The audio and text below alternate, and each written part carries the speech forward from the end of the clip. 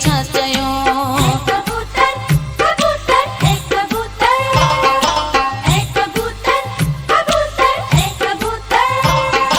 कर खबर कारा कबूतर मौज मुझो कीअं हुयो हो। कर खबर कारा कबूतर मौज मुझो कीअं हुयो।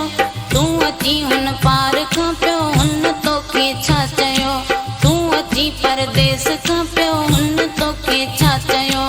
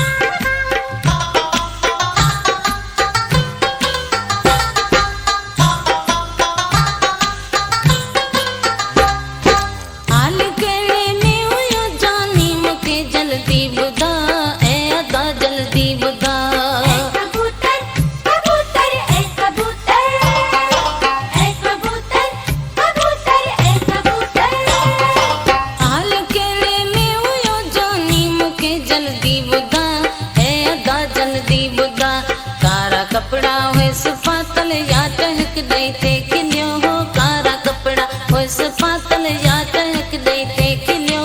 तूं अची हुन पार खां पियो हुन तोखे छा चयो। तूं अची परदेस खां पियो हुन तोखे छा चयो।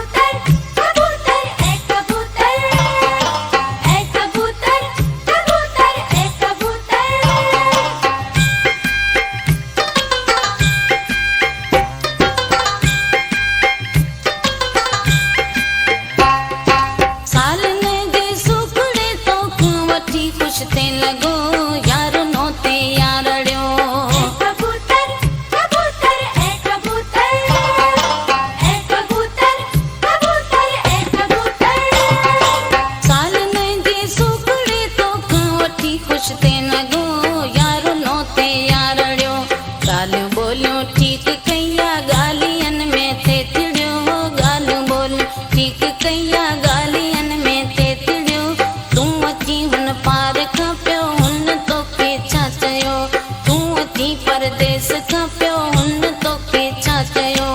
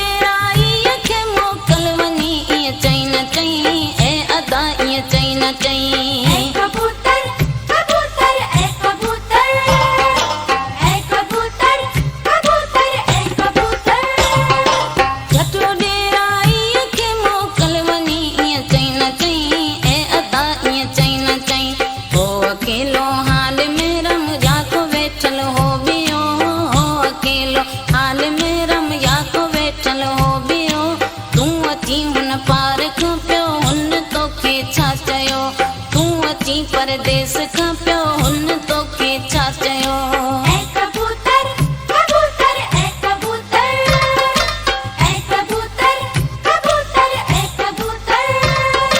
कर खबर कारा कबूतर मौज मुझो कीअं हुयो।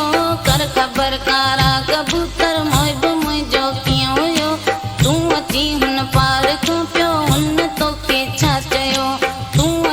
परदेस खां